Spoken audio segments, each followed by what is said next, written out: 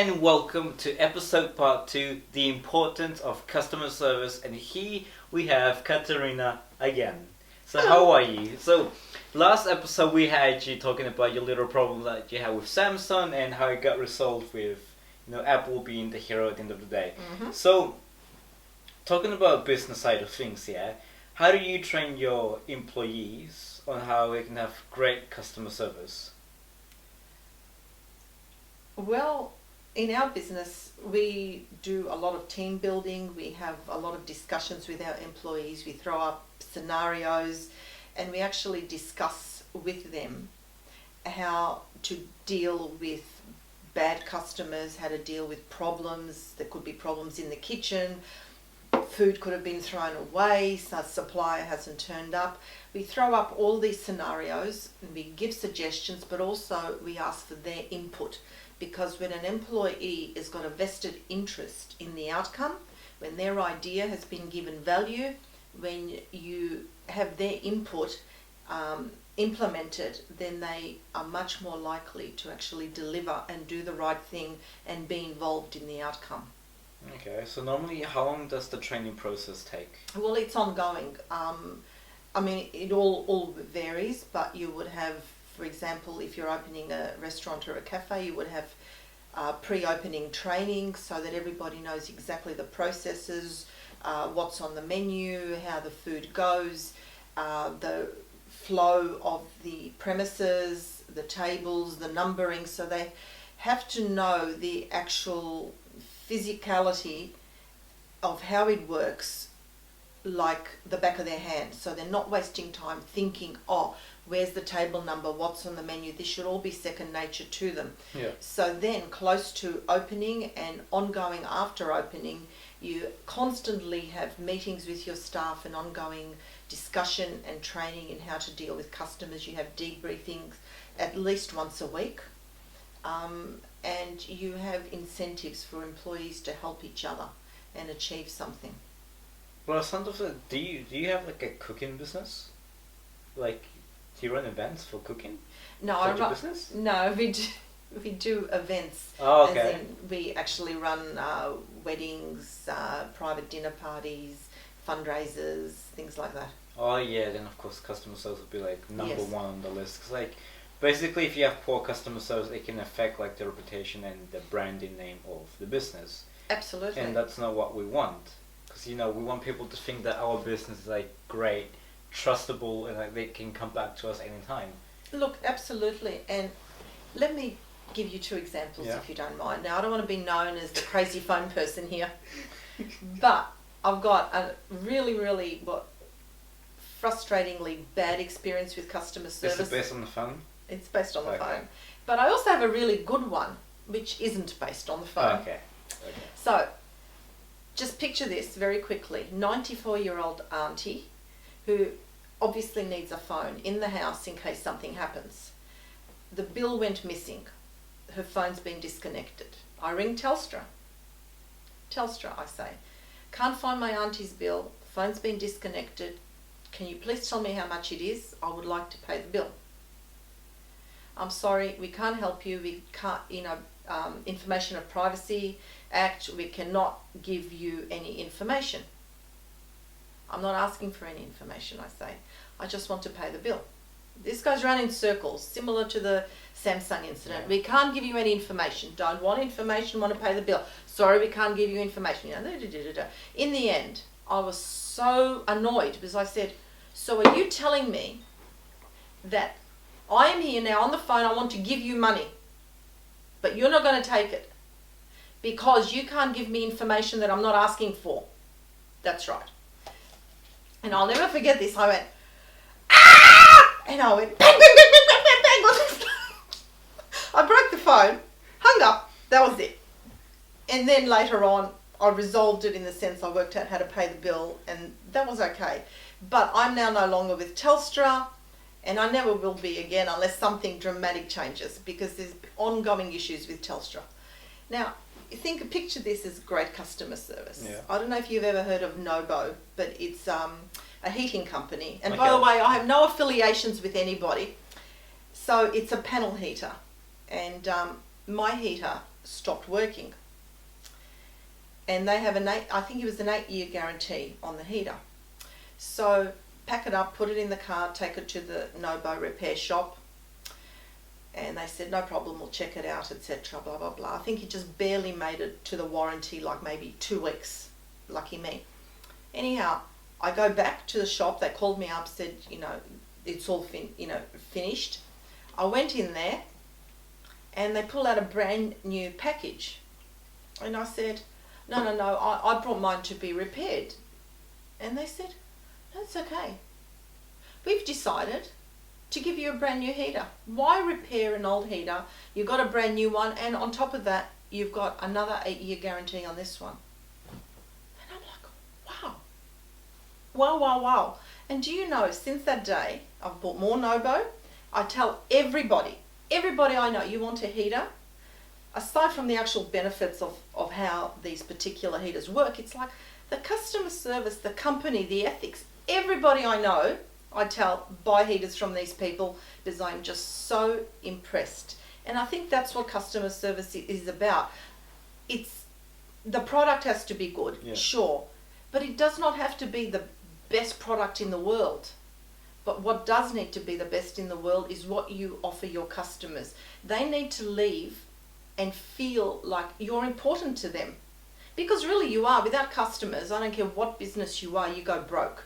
If people aren't going to spend their money with you, you're finished. And this is where I think some business owners, and particularly some large telecommunications, shall we say, businesses, they forget that. They forget without customers, they have no business. And I get quite amazed that they don't realise this. So, well. Yeah, that's true. 'Cause like sometimes they care more about making more money, and then they leave out the important stuff, which is customer service. Well, absolutely, Dante. But think about it. If they leave out the customer service, people stop going to them. Yeah. Like I've left, and I'm not saying everybody's going to do what I do, and a lot of people like companies because they offer a particular service. But competition is growing. We have providers, we have product coming from all over the world now. And these people want our custom. Now, if you can say that most products these days are much of a muchness except for maybe look, the thing that makes them different is the way they treat us. And if we feel good with our dealings with that company, that's the company we're going to deal with. Yeah. Like, you could say, like, Apple's really good at customer service, especially. Because, like, when you go at the Apple store, you see, like, a lot of, I think they're in blue t-shirts or grey t-shirts. I don't know which colour exactly. But they're always, like, walking around making sure that you're having a great time there. And they're making sure that you know what you want to get. And they explain to you and demonstrate to you. So I guess people with that kind of customer service, they will feel like, they're at home. That's right. They've got help whenever they want, basically. Then you get along with like the Apple Care for your phones and computers and all that, and guess they know how to do it. Absolutely. So people keep coming back and back and back. And a lot of that is the Apple ethos. It all comes back to the origins of the company. They train their staff and they make sure they understand how to follow through with their customers. I mean, you've just said yourself, you go to an Apple store, they could have 50 people in there, but you're not ignored. And they don't make you feel like they want to rush you out of that store. Yeah. I've been to Telstra in my past life in a store. I've stood there and I've waited and I've looked, and there's people twiddling their thumbs or picking their nose in a corner or whatever the hell they're doing. And it's like, what do? You walk out again. Yeah.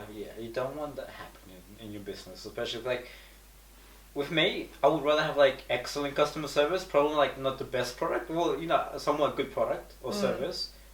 But excellent customer service so people can come back to me. And with that, I can build like a better reputation and better branding name than having somebody go out of my business and saying, don't go back there because of this, and that. So that basically destroys the business name and all that. It makes the owners look bad as well. It does. And the best advertising you can have for your business is word of mouth. Yeah, that's true. 'Cause like when the customer service is great, product is great, people do reviews on that. So people go based on that.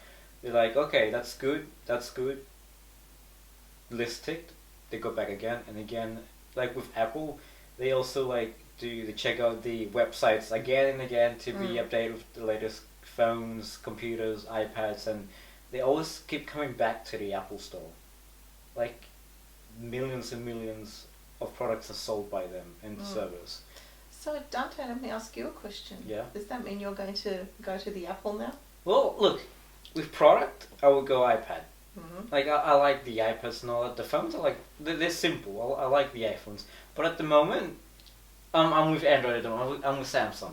Like I've got the edge. Mm-hmm. Got the edge. Like I know you had that experience before, but I didn't have that experience. But so far, I'm loving the edge at the moment. I love the iPhone.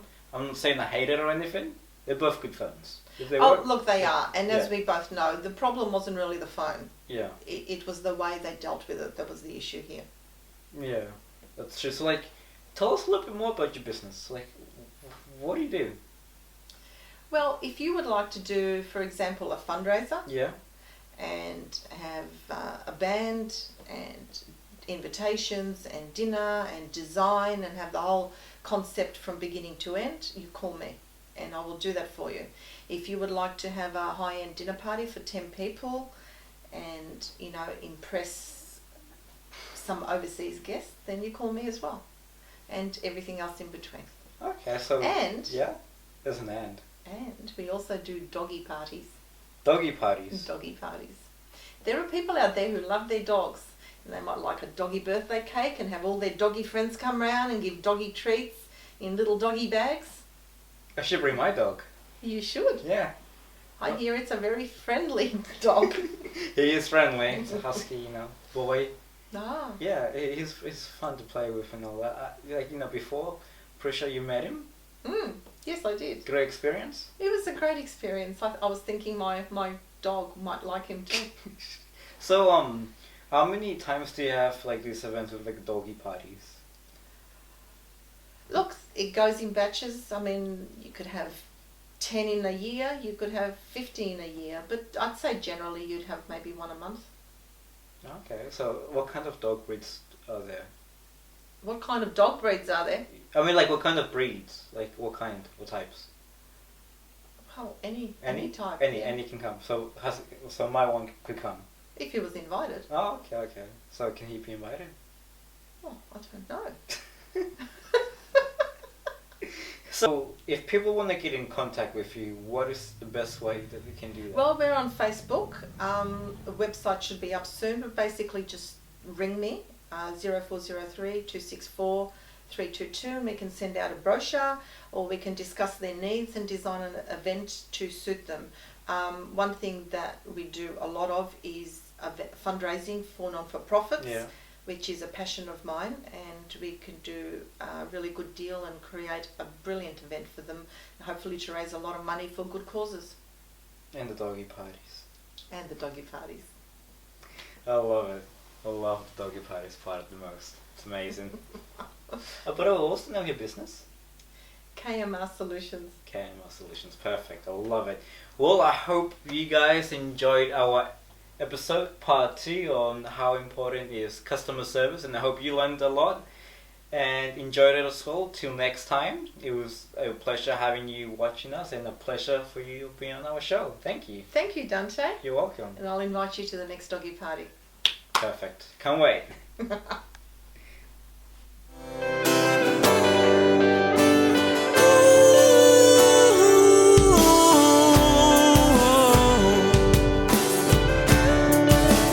Dreaming, show